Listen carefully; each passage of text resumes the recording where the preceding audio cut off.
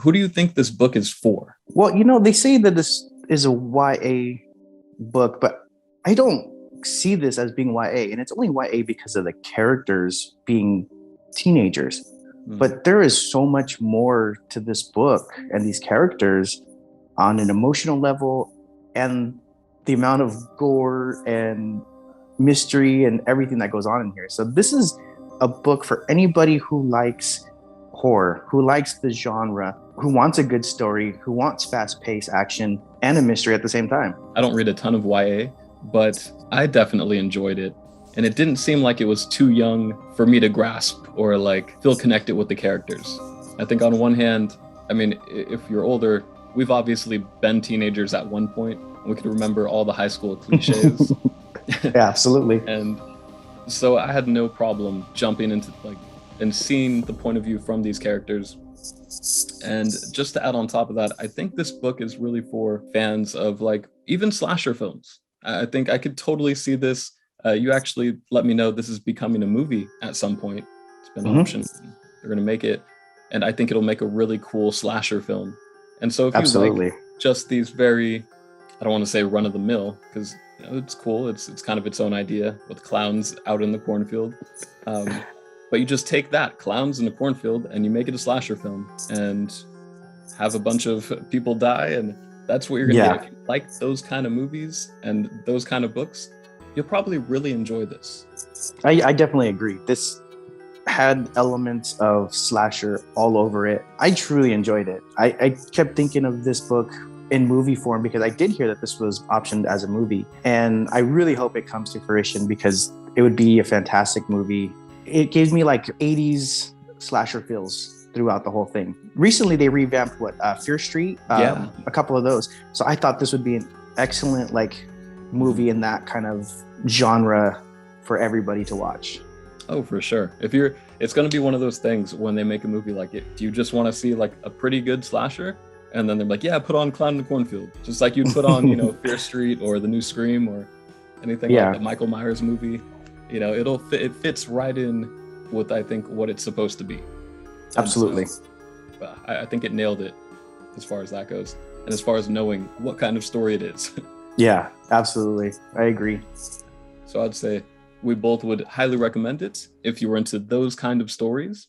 Now, we're going to jump into the spoilers and kind of really, like I said, pick this apart, go piece by piece. So if you haven't read it yet, go read it and then come back and talk to us. Was it good? And feel free to throw in like any sort of example of like, this particular part really worked for me or this did not. Well, at the beginning of the story, you get our protagonist, our main character, who lives in New Jersey on the East Coast, and she has to move to Kettle Springs, Missouri. So you get, she's this girl coming from the big city, East Coast, to the middle of Missouri, cornfield country, Midwest. So right away, she's got like a target on her back because she's the new girl. So a lot of people don't know her, that she's misunderstood right away. So that you get that like cliches type of story, but it's done so well. I think Adam Cesare wrote it beautifully. You get her viewpoints and how people see her, the emotions and everything she's dealing with her father, and being the new kid. I mean, a lot of us have experienced being the new kid at some point or another, whether it was school, work, or any facet of life, really.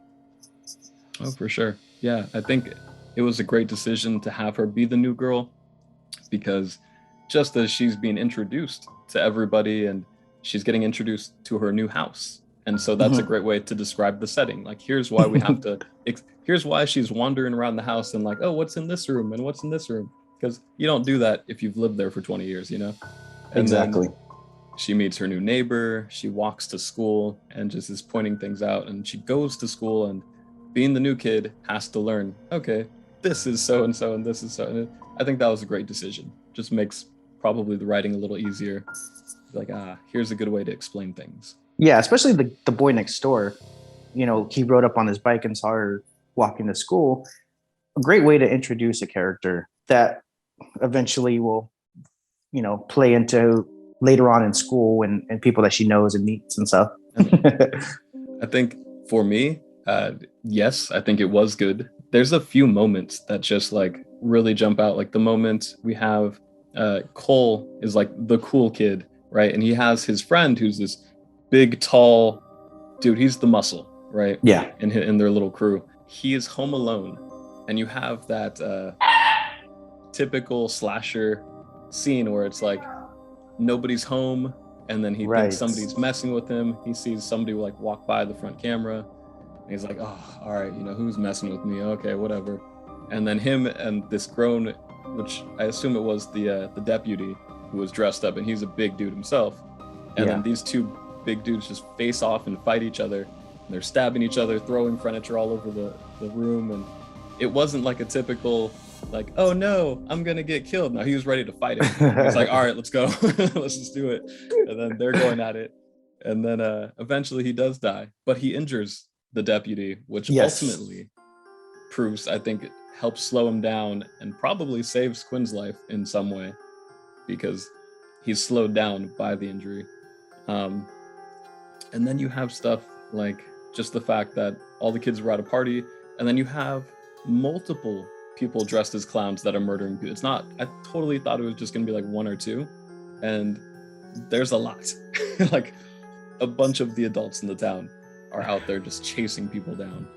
Well, the introduction of the clown is because Friendo is actually the town mascot. He was painted in the local town like mill or factory. He was like the mascot for that particular brand. So the town really took to him as being the face of that town, and everybody knew Friendo, and everybody knew.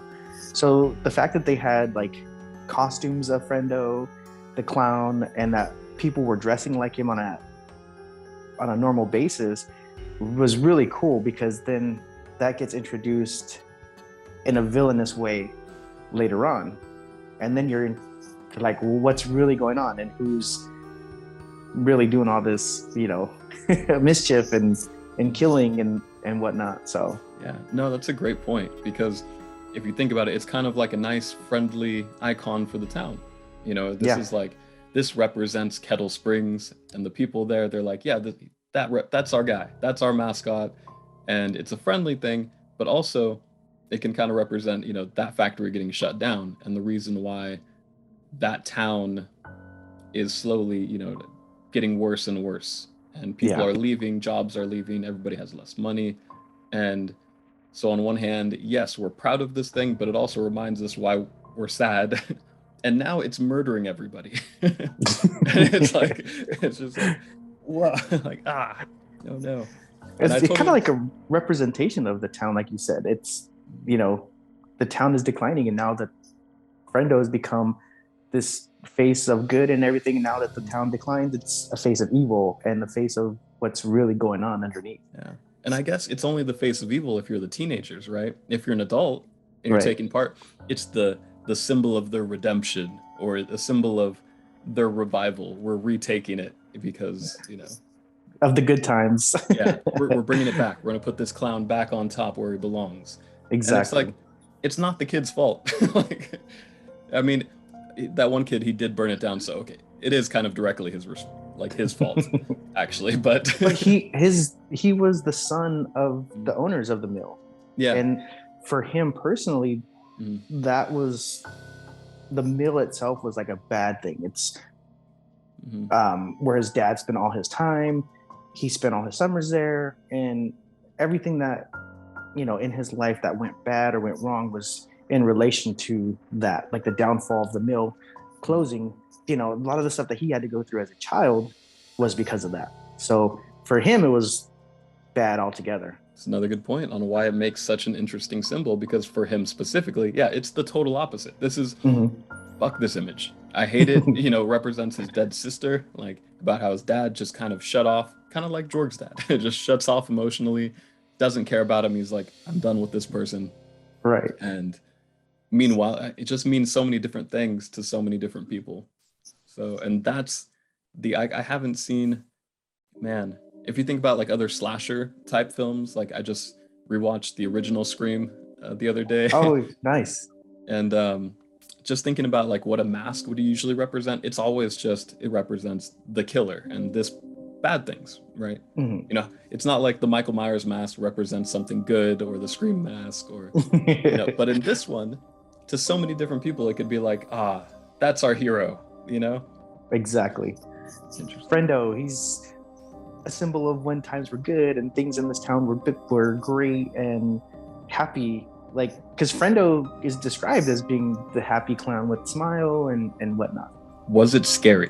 Not scary in the form that you're feeling angst and stuff, but it was scary in the fact that the humans, the people of the town, are the ones that are after you, and that are the monsters. So it's not the fact that it's a monster killer or something like that. It's people. People are the scary part, because it's like, who do you trust? Who can you go to? And that's what our teens went through, is who do we trust? Everywhere we turn, we're being shunned for being young and being reckless, and our parents don't listen and things of that nature. The police think you're just rebels and causing trouble. So who do they trust? Okay. I like the way you put that. I think it's societal horror. Exactly. It's who in society, is coming after you. And when you're the human element. Yeah, for sure. And when you're a teenager, it definitely feels like there's adults who might be out to get you. There's police, obviously. You're anywhere you go, it feels like people are watching you. There's a whole the older generation doesn't trust you at all, and you totally get that here. But here it's 10 times worse, because we're literally out there with like chainsaws and things like that, trying to murder the teenagers. And for me, it wasn't scary in that like I was reading it and afraid and actual like, oh my, this is terrifying. I wasn't like, I don't know, my heart wasn't beating fast, but I was concerned for the characters, and they were likable. At least Quinn was likable enough for me to be like, man, I hope she doesn't die.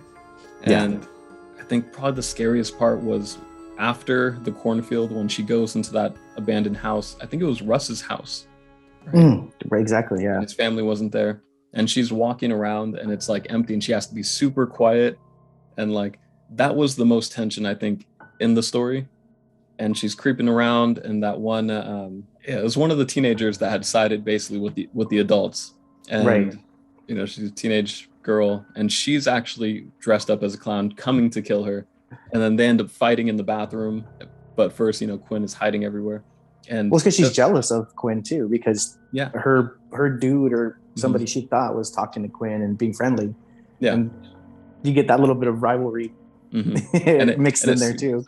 It seemed like Cole was really into her too. He was just being friendly, but then she wanted her boyfriend and she wanted Cole, and they both seemed to like Quinn. And then Cole ended up apparently he had feelings for Russ, so they were way off. They had no chance. Spoiler. But yeah, that moment I think was the most tension, because other than that, it's more like, I want to say action packed, with like when they're running around the cornfield. It's tense in the way that like you're like, I hope they don't get shot, or I hope they don't get a really quick death somewhere. It was definitely scary right with the beginning when they were in the cornfield. You saw the first friendo come out and attacking somebody, and then all of a sudden now the other friendos are coming, and you're just like, you didn't know where to turn. So you felt a little bit of that anxiety, that angst that they felt, like, where do we turn? What's going on? Because you're getting shot at, you're getting bows and arrows and axes and gun, everything just from everywhere. So yeah, definitely not scary, but super thriller, action packed. My heart was racing in those scenes because it was moving. It was fast paced. It was really good. He did a great job. And I think it's one of those things where it's like, if you read about it, it's like, okay, like I'm concerned. But if you were in that situation, it's like, it's one of those things like, I don't want to be in that spot. Like, exactly. No. And once they make the movie and we see that on the screen, I think it's going to look really cool, having all these killer clowns, their face. I hope they do like a shot where it's all dark and like you just see the cornfield and you just barely see the clown face like pop out.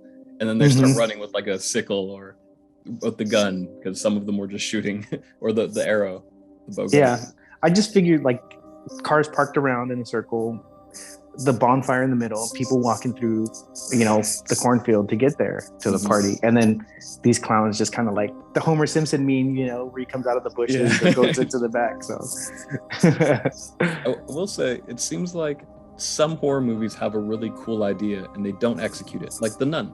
I don't know if you saw that movie. And it's like, okay, you have a demonic nun and it's a movie and you have a pretty decent budget. You think, it should be pretty easy to make this scary, right?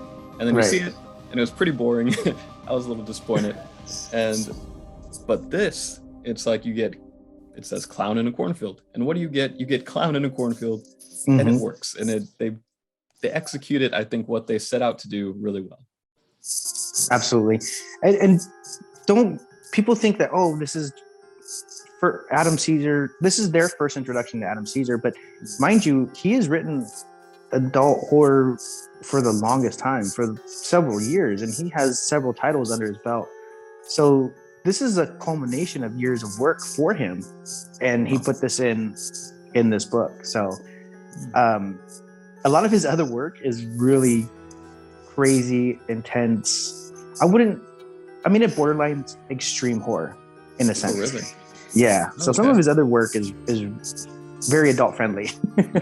So this was my first time reading Adam Cesare. So what got me excited is I saw the little quote on the front from Clive Barker, and I had recently read Books of Blood, and I was like, I like Clive Barker, and I hope it's not like, where Stephen King will say everything's great. Anybody that asks him for a blurb will be like, this is the greatest horror I've ever read. And it's like, really, Stephen King? No, it's was it? Yeah, was it? I beg to differ. Yeah. So I was kind of hoping it wasn't the same thing with Clive Barker, just giving him a blurb. But that did get me excited. And don't forget, pre-sales for Clown in the Cornfield 2, Friendo Lives or Friendo Returns, are available now. So you can go pre-order part 2 coming out in August. So just a heads up on that. Okay. I will definitely have to check that out. Yeah. Right. Now, my next question, was the protagonist easy to root for? I would definitely say yes. In my mind, the way Adam introduces the character to a new town, a new school, to new friends, you're almost put in that same situation. You're being introduced to this character and being able to develop with her and see what she goes through and her experiences. So I think it was very easy, and she's very likable. I believe it was her mom that passed away. Yeah. So you kind of have empathy for her and what she has to deal with. And losing, when you're young and you lose all your friends, you lose your world, and you have to go to somewhere new. It's terrifying. Definitely. Yeah, for sure. Anytime you have to go to a new spot, anytime you have to move and go to a new place, but then on top of that, her mom, I believe she was dealing with drugs. She had an injury or something, and then she got hooked up with like painkillers and then addicted, and that ultimately led to her death. So she has all that baggage, as well as being totally new to a situation, which is supposed to be a good thing. Her dad's like, you know what, you need to change of environment. Here we go. And he just took her entire world away from her, dropped her somewhere. So because she has that emotional wound, I think we feel sorry for her. And then she seems intelligent enough, and I want to say it just feels like she has integrity, and she's willing to fight for her life. She doesn't give up and curl into a ball and say, that's it, I'm done. Oh no. She's fighting for her life. And so I feel like that makes her really easy to be like, yeah, get him, Quinn. Like, shoot your shot. And that's great character development for Adam to write, because at the beginning you think, oh, she's broken, this young girl and whatnot. But at the end of the story, you're like, dude, she's such a badass. She's so strong. She's tough. She keeps it together. Even when, the chips are down and her back's up against the wall, she's pretty cool to me. Yeah, she's a badass. And definitely, she doesn't know how to use a gun. And Russ kind of tells her here, gives her like the bare minimum of take the safety off, point and shoot. And here's how you, stock the shotgun or whatever. And then she she uses it, pretty well, and ends up, taking out some clowns as she should. I think the final shot against the deputy is actually a really hard shot if you're thinking about it. Oh yeah. Ever went shooting and like how far away she was, and he's up on this railing, and this is the first night she's ever held a gun, and she like boom, like hits him from far away. It's not only just being able to shoot a gun, but having that emotion to pull the trigger, being able to take his life. Yeah, exactly. So that mental capacity on top of being able to shoot a gun like that is, yeah. She's willing to get the job done and save her life and save her friend's life. It wasn't even, she could have ran away, but she went to save other people. And it was like, that's pretty heroic. These are only people that she's known for a short period of time, remind you. So, she's still the new girl. Yeah, and willing to risk her life and risk it all. And she could have got her dad and just been like, all right, Dad, let's go. But Cole's there, and she's like, I'm gonna save his life. Right. But yeah, I mean, she totally could have ran away with her dad, but she saves Cole. And then Russ, I thought, or you think he's gonna give him CPR, and then they're making out, and then she's like, that's not CPR. Like, oh. I was jaw dropped at that scene. Definitely. Like, oh, okay. But it was cool that he also had representation in there, and it wasn't the main focus of the book as well, but just to have that little bit of representation was a cool twist to have as well. Definitely puts you in the modern day. I enjoyed it. I thought I had like an idea when him and Russ were talking about how they used to be friends, and then the way he's supposed to be the cool dude in high school where all the girls want to be with him, but he wasn't kissing any of the girls. He wasn't doing anything. Like, all these girls wanted him in this small town, and he had no interest in them, and he was really upset about Russ. And I was like, they used to maybe? And then when they were making out instead of the CPR, I was like, I knew it. See, and that was totally lost on me. Yeah. I didn't put two and two together. I was just so enwrapped and involved with, I thought maybe he was just emo or something like that. Yeah, he could still be trying to get over the death of his sister, who, a year ago died. And maybe, that makes sense. I could see that. That's why it's also, I think, a good twist, because a lot of people I don't think are going to see that coming. I didn't. Yeah. I'll tell you right now, when that happened, I was just like, did not see it coming. I see now. All right. Were the villains easy to root against? I should probably put that in a different way. How about, can you understand the villains' motives? Can you see, even if you disagree with them, can you see what they're trying to accomplish? Yes, I could understand it, but oh my God, were they just so misguided? And it's like they're walking around with blinders on, not to get political, but it just kind of reminds me of the landscape of politics and stuff right now. Today's political landscape for sure influenced this book, I think. Yeah, for sure. Even though this one focuses, it focuses more, I guess, on what's always kind of gone on, is the older crowd versus the younger crowd, right? Every generation grows up, they become, the older crowd, and they have, their beliefs, and then a younger generation will come up with different beliefs and different things, and this revolving door will keep coming up. But the villains, I can totally see them being, in a small town where they're easily manipulated by one dude who's like, look, I know everybody's struggling, but I have a plan, and his plan is fucking terrible. Let's murder all the teenagers. That's an awful plan. But you can see, these are poor, sad people who are desperate for anything to cling on to, and he has an idea, and it's sick and disgusting, but they go along with it. And I guess a better way maybe to frame the question is this a cool enough villain to make the story interesting?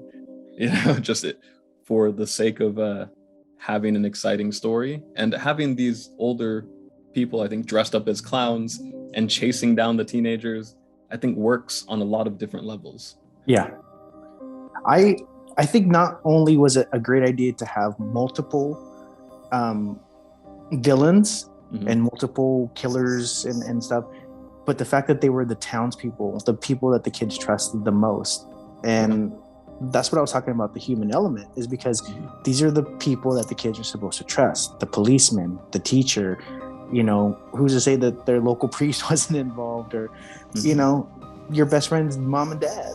So Yeah. It was thought it was literally really cool. It was literally Janet, I think her stepdad was one of the clowns, Mm-hmm. and she was one of the victims. And it's like, these are like your step parents. Yeah, the teachers, the deputy, the mayor would have been in on it if they allowed him to be. They kind of kicked him out and wouldn't let him. But yeah, they had everybody you're supposed to trust in this town is Mm-hmm. trying to kill you. And I think with most slasher films, you have the one, maybe two killers. And the big thing is like, okay, why can't they just kill this one guy? You have a group of people, who's trying to kill you, get a Mm-hmm. gun and wait for him. And, you know, in this one, you can't just do that. You can get a gun and wait for them and kill one of them. There's still 10 more. You don't know Yeah. who they are or where they could be. And so I feel like it has a more, I don't know, a more serious element there, because it's not so simple as to just kill one guy. There's a whole team of them, and they've been Exactly. planning for months to do this one night. And you don't know who they are because they came at you in friendo Yeah, masks that are clown. You're just like, oh, okay. So underneath, you don't know who they are you could take it off and until then blend in. exactly pretend they're victims as well. Yeah, and just be like, oh no. Except at a certain point, you're gonna catch on and be like, hey man, you're twice the age of everybody else here. Why are you at a high school party? No, guys. It'll be like that meme, or hey fellow kids, or whatever. Yeah, right. The guy who never grew up. Yeah. I just like the party, man. But Pokai, class of 1932, whatever. yeah. Exactly. And then but I think just the imagery too, the fact that it's a clown. How many people out there are scared of clowns? This had to be inspired a little bit by 2016 with all the random clown sightings and how that was making a comeback. Do you remember that? I completely forgot about that. Yeah. Just randomly they're like, oh, and clowns are back or something. It would just be like teenagers or random people would stand in the street in a clown mask and creep people out, because a lot of people are afraid of clowns. And this will just add to that fear. And that clown trope, though, like you said, so many people are afraid of clowns. Yeah. And it's not the way he wrote the book, it's not played out the way he did it, which I thought was fantastic. So yeah, and then I think just something about it being the town mascot and not really them not playing up the clown element. Like, it wasn't like I could totally see something like this starting off with an opening scene where there's a clown at a birthday party and he's just like doing clown tricks or something, and then it ends up killing the parents in the back room or something corny, and like, oh man, here's the clown gone bad. exactly. But that would have been hella corny, right? It would have been like, okay, I get it. But this, they just happen to be using that as a symbol. It's totally different. We're not stepping into corny territory. It's just a symbol. They're not actually trying to entertain anybody. Exactly. I thought that was cool. Do you think it stuck the landing? Definitely. Now knowing that there's going to be a part 2, I definitely was like, yes. So if it was a standalone, I would have been like, okay, this is a 4-star read because it just kind of lost me at the end. But knowing that there's going to be a continuation, I'm all about it, because this left you wanting more. It's 260 something pages, I think, but it's like it felt like a novella where they just leave you wanting so much more to the story. So as a standalone, it left me wanting more. But now that I know there's a part 2, then I'm very happy with the way it ended. Yeah. And I mean, that just goes to add on top of that. Yeah, we have that ending where I believe it's Cole's dad, right? He ends up flying away on a plane and he has his clown costume, and like, okay. So they killed all of the clowns except one guy. Right. And that's how we're going to continue, which there's always that one. Yeah. which is cool because, again, normally in a slasher film, you get the one killer and it's like, oh man, they shot him, they lit him on fire, and he's still alive. And at the end, he sits up or something, you know? But this, because there's so many, they killed off, they thought everybody, and then Cole's dad escaped, and then he's gonna go and start up a new club somewhere, I guess, or, you know, show people like, oh no, guys, trust me, the teenagers need to go, and then they'll find some sad little town where people are desperate and convince them, and then we'll get a sequel. And I think, yeah, I agree with you. I think it totally stuck the landing. We start off with this broken character in Quinn, who shows up to the new town. She makes friends. I don't want to say she's unbroken. She's like fixed in some, but she's stronger. She's a stronger person than when we first found her. She's been through something. She's grown. We have Cole. I feel like in a way he's found some peace in that he's kind of accepted who he is, and him and Russ are just out and open as a couple, and he doesn't have to hide that anymore. And so for a lot of these characters, they have nice little arcs. The villains, for the people, how can I put this? The deputy, he got what he deserved, right? Oh yeah, totally. And I hated that guy. Yeah. Oh, he makes such a good villain because you hate him so much. Exactly. You're like, he's the worst. And it wasn't something to where like the deputy escapes at the end and flies to another, because then you'd be like, oh man, like they didn't accomplish that coming.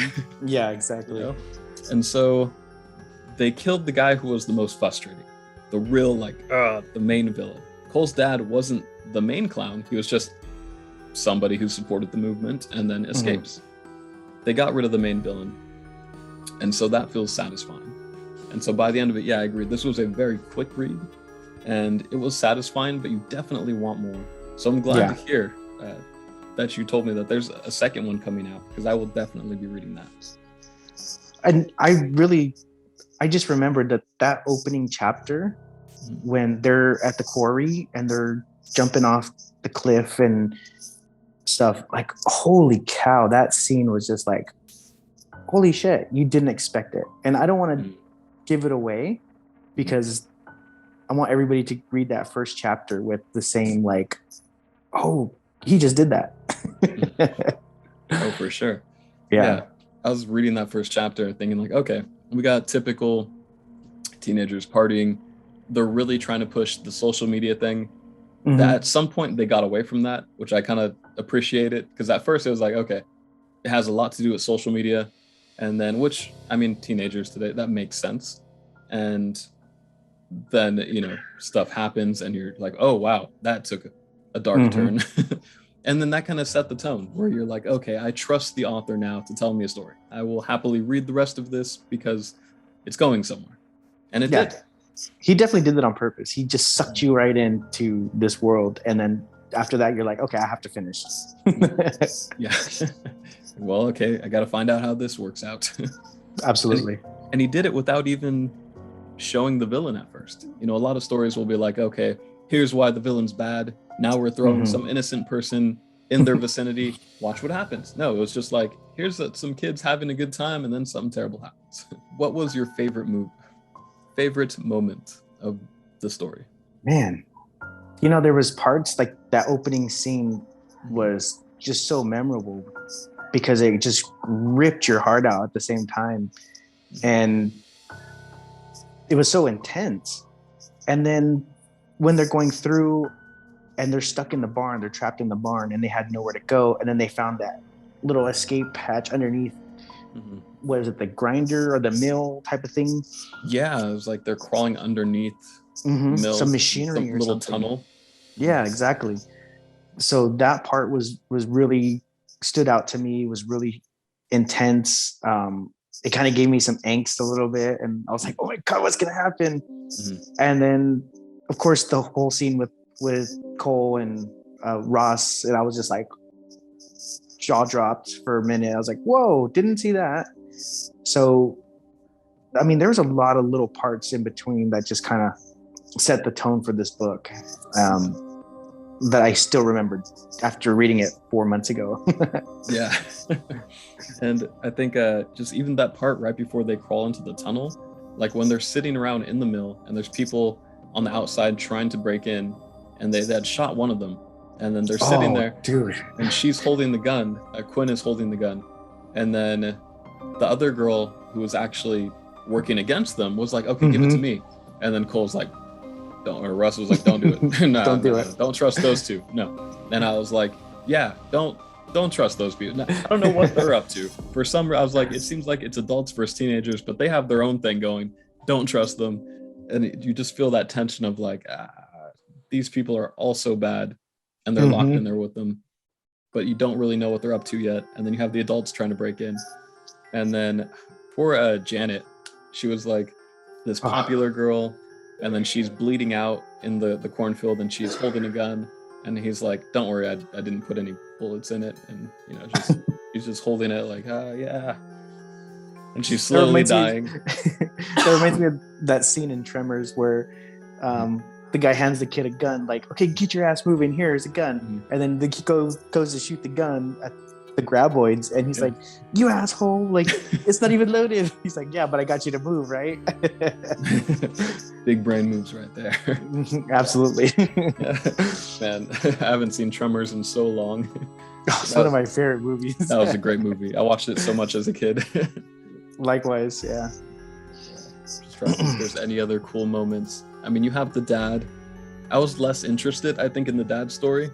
When he was home alone. At first I was scared, like, oh no, they're gonna kill her dad and she's gonna have no parents. But they captured him, and once I saw they didn't kill him, and I was like, he's gonna live. I was like, okay, let's get back to the teenagers being chased, because he's just sitting. I feel like he was kind of more of an afterthought type of situation, but I want to see maybe if Adam takes it takes it another step with him, and maybe in the second book he becomes more of a character or bigger role. But I definitely, you kind of lose him a little bit until he's brought back as like, oh, we've captured him. So till the very end, and then you're like, oh, I know. And then for a second I thought she was going to shoot him at the end when he's like, okay, I hear my daughter's voice, and I'm running up, and she's holding again. I'm like, she better not. Like, don't do that, come on. He didn't shoot him, so he really painted it like that's how it was going to be. That's what was going to happen. So better not. Like, don't do that. That first scene where I forget his name, but he was home alone and he gets killed. That was so the big teenager. God. Or that was really good. He was cool, and I felt like he felt like such a well fleshed out character, because he was kind of mean to everybody, but he was like, Cole's the one person who understands me. He has my back, so I have his back. And he would have tried to protect Cole at all costs had he made it to the cornfield. And it's like, I wish we could have got a little more of him. I wish he could have had at least one badass moment and killed one of the clowns. He had an important fight against the biggest, strongest clown, and obviously, he played a good part by wounding him. But that was such a cool scene where he just he was ready. But see, that's what I like with authors who are not afraid to take those risks, who are not afraid to kill off a character who's big like that, who you feel close to right away, or who might be, a bigger part of the story later on. And it's a risk, definitely. But so many times it pays off, because you're just like, you're invested in the story, and then when your character dies, you're like, what? Yeah, exactly. And man, like, for him being kind of a mean-spirited kid, like, I liked him. I was kind of like, I see where he's coming from. Like, okay, and I'm like, oh man, I don't want him to die. And then he dies, and you're totally right. When you kill off a character that's already kind of well fleshed out, it kind of shows the audience like any of them can go.